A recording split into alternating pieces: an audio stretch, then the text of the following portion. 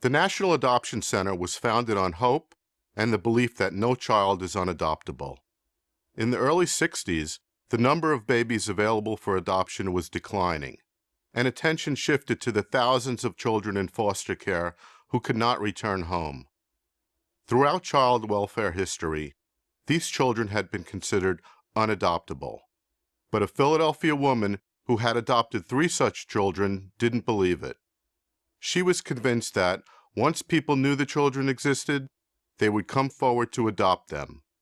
She formed the National Adoption Center, and she was right.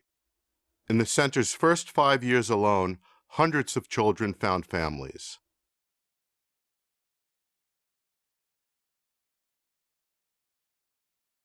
Our objectives are to increase public awareness about children in foster care who wait to be adopted, and to encourage more people to consider adopting them.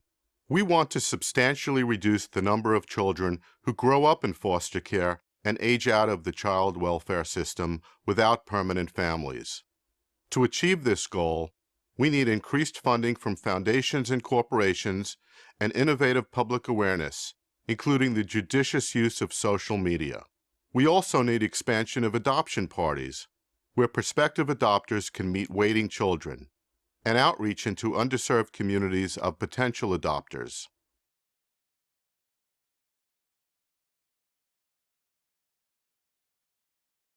What makes us successful? First, our expertise, knowing how to work with underfunded public and private agencies to do what they can't do on their own. We match children in their custody with families interested in adopting them. Second, it's our unique connections with the media, where children can be their own touching spokespersons about how much a family would mean to them. Third, we thrive on innovation and are a national leader in the use of cutting-edge adoption technology. We developed the first national internet site to show photographs and descriptions of children so that a family in Houston, for instance, could adopt a child in Illinois.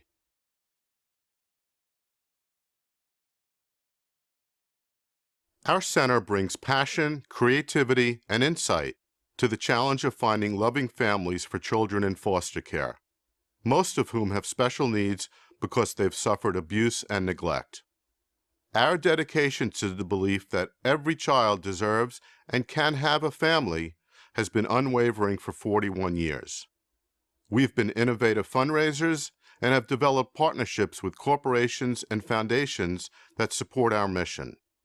Our most effective spokespersons, however, are the children and parents we've brought together, and the children who still count on us to make them part of loving families.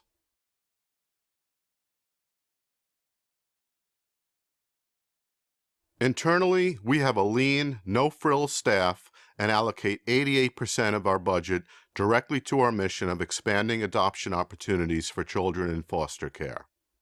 Externally, we consider the number of inquiries we receive from those who respond to our extensive public awareness, which is nearly 10,000 a year. We also look at the number of visitors to our website, which is 500,000 a year, the number of page views, which is 2.5 million a year, and the rapidly increasing activity on our social networking sites. Most important is the number of children who have found families because we couldn't let them down, which has been more than 23,000 since 1972.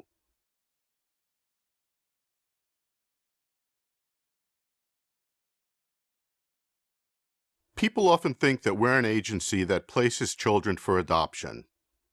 We continue to clarify our role as the organization in the middle, the one that connects children who are in the custody of public and private agencies with families who want to adopt them. We struggle as well to change the image of foster children. There's a stigma attached to children who live in foster care, a persistent perception that they're there because of behavior problems. In fact, the children are in foster care through no fault of their own, and only because their birth parents could not take care of them.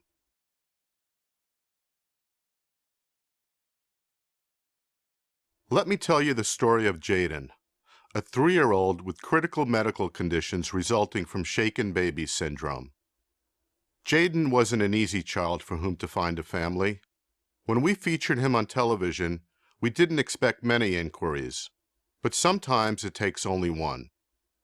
The couple who 10 months later became his parents had a critically ill child who died when he was Jaden's age.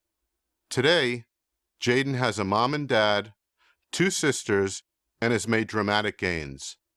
Jaden is just one of the 23,000 children for whom we have found families, all of whom had special needs.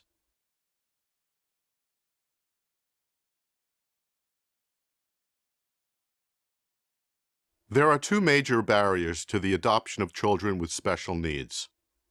Child welfare practitioners are often reluctant to place children for adoption across state lines, and prospective adopters often feel intimidated by the adoption process.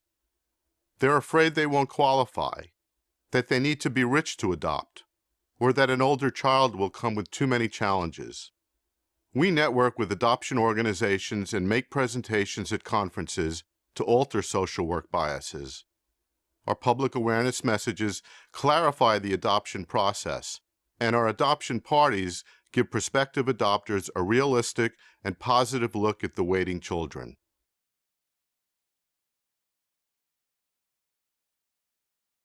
Featuring carefully selected children on television is one of the most effective ways to find adoptive parents. We're exploring the widespread national expansion of such features so that hundreds more children can describe the family they long for. We're also interested in conducting research that would influence the way we plan public awareness, would produce information and statistics on the impact of adoption, and would help ensure that adoption would result in happy, productive adults. Research projects could include the impact on families when children search and find their birth parents, and changes in children's behavior and academic achievement when they are part of permanent families.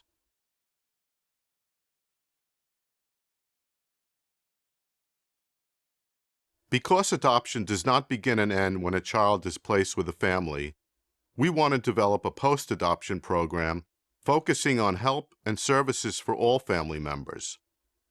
These could include establishing a network of therapists that specializes in adoption issues and planning training programs for adoptive parents.